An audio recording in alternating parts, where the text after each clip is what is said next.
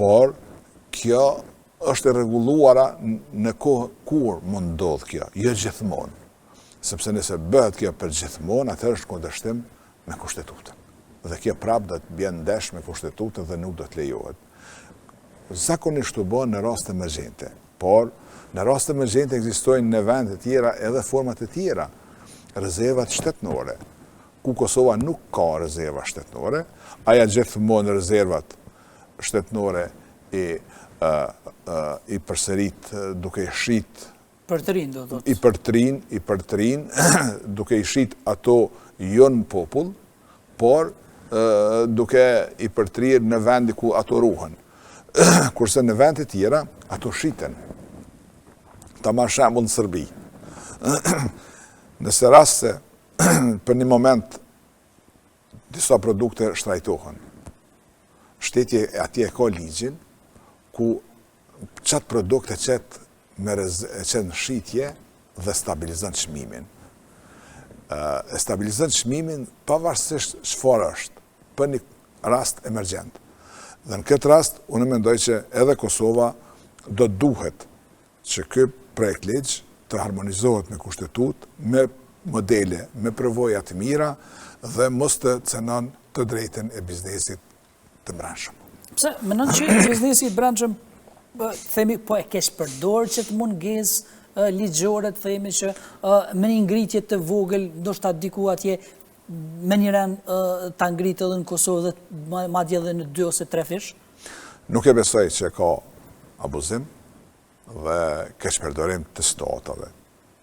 Përkundrazi, bizneset e Kosovës dhe importet rreth 7 miliardë euro ose rreth 90%, që ne mvarëm nga importet, bizneset e Kosovës nuk diktojnë çmim, por eksportuesit nga ne importojna. Prandaj, këtu është e rëndësishme tepër që ne mos mvarëm gjithmonë vetëm për importeve, po të ngritëm kapacitetin tona prodhuese për disa produkte esenciale dhe ato të janë vërtet të varura nga prodhimi vendor.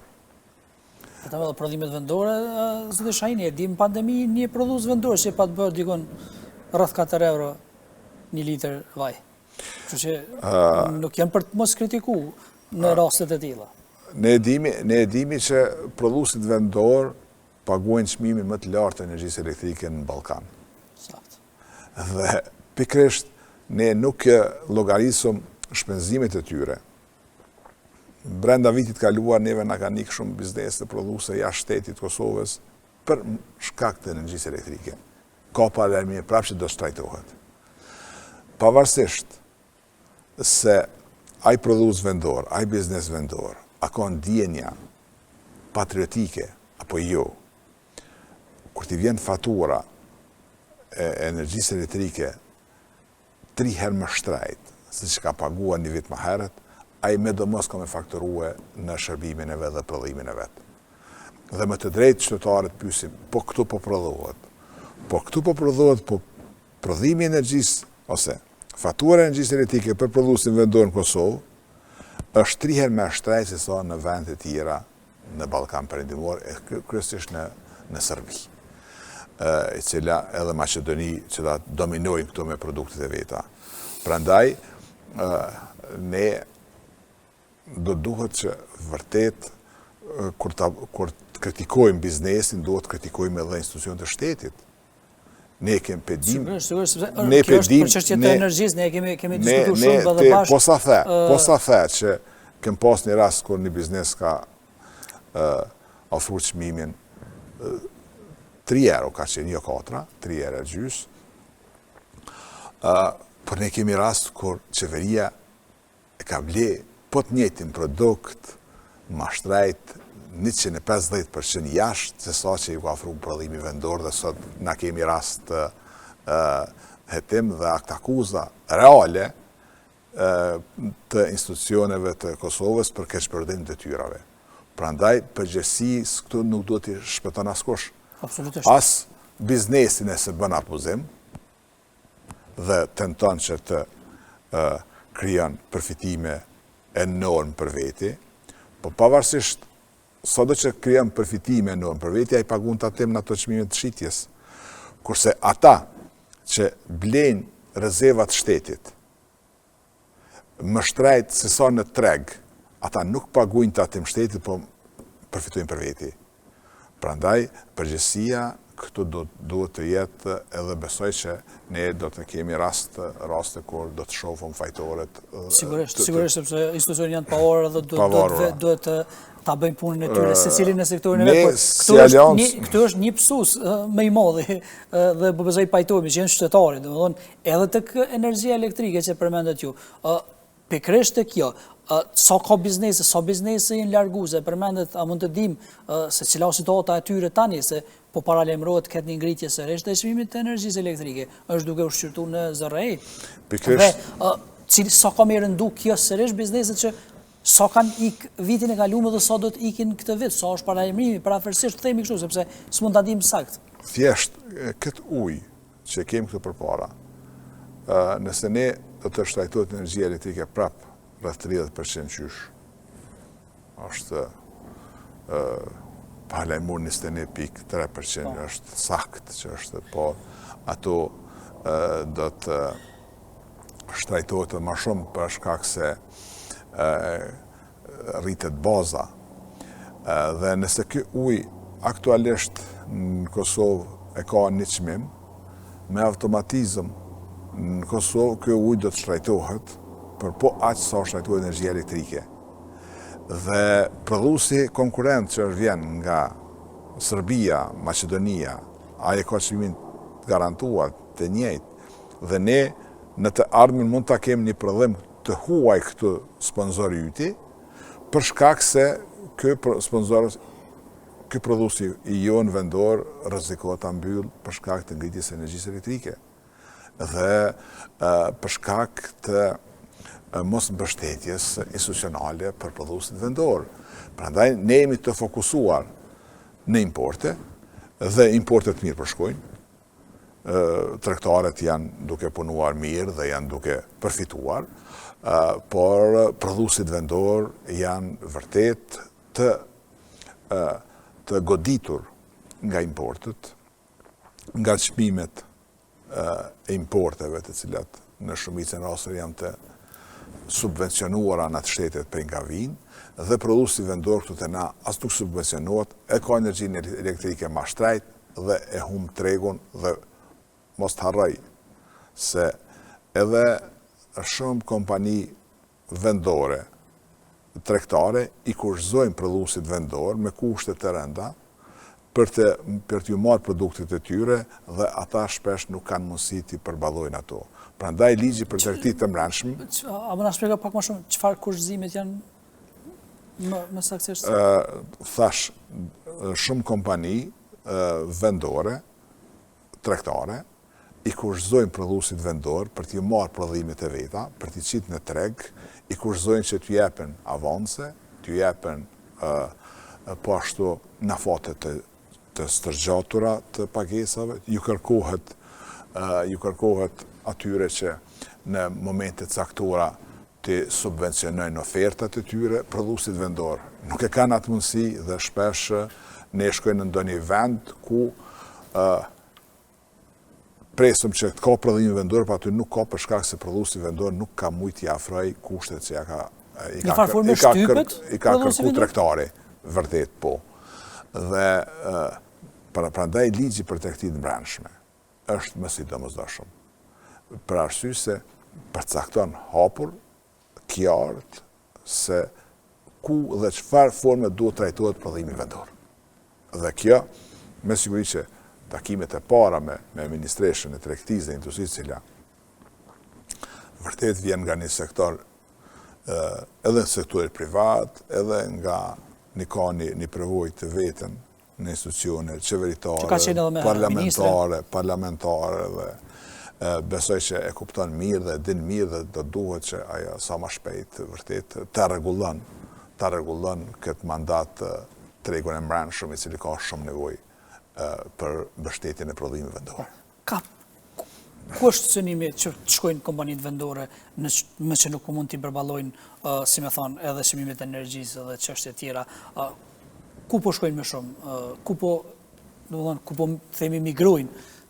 Si domethënë për të prodhu ato cilat ata i kanë prodhu drejt. Vetëm vitin e kaluar stoku i investimeve kosovare ka shkuar në Shqipëri 700 milion euro. Po aty jo vetëm biznese, kanë shku edhe forma individuale, qytetarë të ndryshëm. Mirë që shkojnë në Shqipëri, po ma mirë kështë me që mbet këtu. Por vitin e kaluar njëve na kanë ikë edhe në Maqedoni, na kanë ikë edhe në Malzi, po ashtu edhe në Greqi dhe vende të tjera të Bashkimit Evropian. Dhe vërtet neve na shqetëson kur dikur na ka shqetësue migrimi vetëm i qytetarëve pa punë të Kosovës, sot na shqetëson fakti që neve na ikon sot edhe profesionalistët të ndryshëm, edhe investitorë të ndryshëm, edhe investitorë vendorë. Dhe kjo është shqetësim i madh për arsye se ne e pam regjistrimin e popullatës, se çfarë numri kemi rënë në krahasim me 2011, dhe pam që ata qytetarë dikur kanë jetu këtu. Ata kanë qenë edhe konsumatorë, edhe taksa pagues, edhe votues, edhe kanë qenë qytetarë që sheshet... Për votues po votojnë edhe prej Gjermanie e Zvicrës, tani po themi konsumator të rritin. Po themi edhe konsumator, themi edhe tatim pagues. Votues nuk do të thotë që këtë diasporën voton. Është kriju një farë mendësie që të gjithë diaspora votojnë, jo, nëse marrë numrin e përgjithshëm të qytetarëve tonë që jetojnë jashtë, edhe të votuesve, neve na del që nuk na kanë votu neve as 30% të qytetarëve që votojnë atje. Nga i 100% shqitash e dihet ku kanë shku votat, por qytetarët e Kosovës që jetojnë jashtë, shumica nuk votojnë hiç. Sigurisht se ka shumë qytetarë të Kosovës që jetojnë. Po, e keqja është që neve tash çdo i ri i joni tenton që ta gjejë perspektivën e vet jashtë Kosovës. Dhe kjo është shqetësim për gjithë shoqërinë e Kosovës. Po, për fund do të diskutoj edhe një çështje, si keni parë ngritjen e pagës minimale, zoti Shahini, do të ketë kjo impakt në ngritjen e mirëqenies apo të punëtorëve sigurisht që punojnë në tregun e Kosovës, sepse ka pas kritika shumë që po punojnë me paga të ulta e të tjera, sidomos pas rritjes e çmimeve që po bëhen të pa përballueshme. Do të ju e dini 425 euro është tani deri në qershor dhe në korrekt bëhet 500 euro nga korriku në 16 e dytë. Mbi 100.000 paga në Kosovë, sipas shënimeve, në vitin e kaluar janë dhënë paga minimale, që i bjen parafërsisht rreth 30% të gjitha pagave. Ne si Aleancë në Këshillin Ekonomik Social, i cili është organi vetmi që propozon pagën minimale, miraton dhe e dërgon për miratim qeveri. Gjithmonë kemi kritikuar që ka qenë më e ulta, edhe kur ka qenë 170 euro. E kemi bërë 250, edhe kur ka qenë 250, kemi thonë që është më e ulta 350, dhe prap 350 është e ultë. Por prap edhe 425 është e ultë. Por, Aleanca e vlerëson se në këto 100.000 paga, shumica janë kompani mikro, që për to është rrezik i madh. Të siguron një pagë 425 euro. Dhe ne, në shumë vende të ndryshme, shumë mikrokompani, në këto raste kur dojnë të falimentojnë, shteti ndërhyn, i subvencionon pagat, i subvencionon kontributet. Dhe ne do të dëshironim që paga minimale të jetë mbi 500 euro, ose të jetë edhe 600 euro, por për kategoritë të cilat nuk mund t'i paguajnë pagat, për ndërmarrjet mikro dhe të vogla, shteti të bën lehtësira për ta. Sepse për kompanitë e mëdha nuk diskutohet 425 euro. Ajo është pagë e vogël. Ne jemi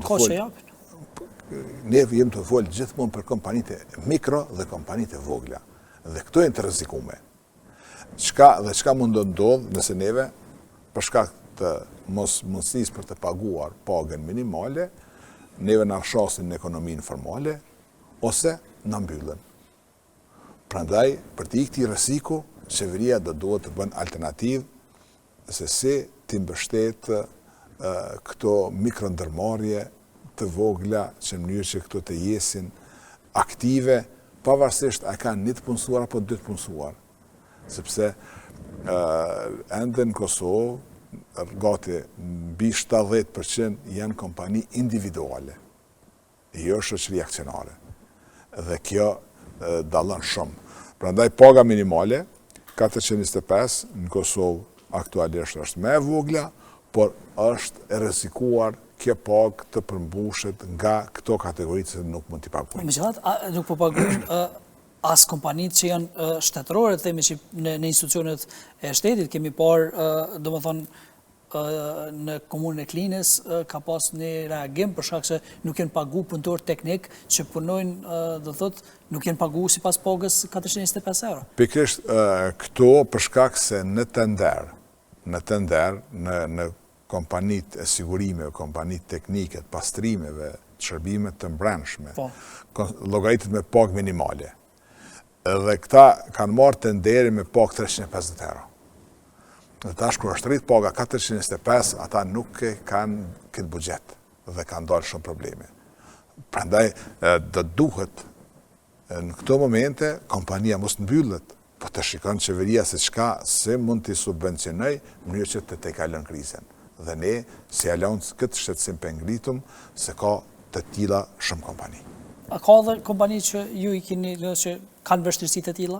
Po, kemi. Nuk është vetëm se ne kemi. Ne në Kosovë në përgjithësi. Po në përgjithësi, por më që ju keni komunikim, themi. Këto kategori janë të rrezikume.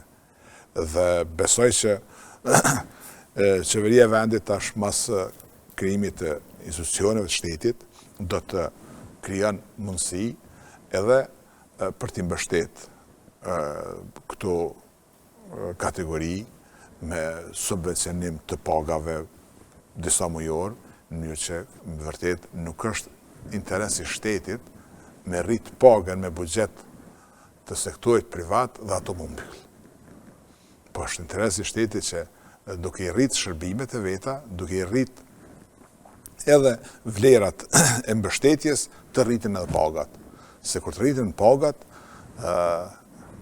duhet ta dimë se rritja e pagave edhe paga 13, e cila është diskutuar, kjo siguron, kjo rrezikon edhe inflacion në moment caktuar.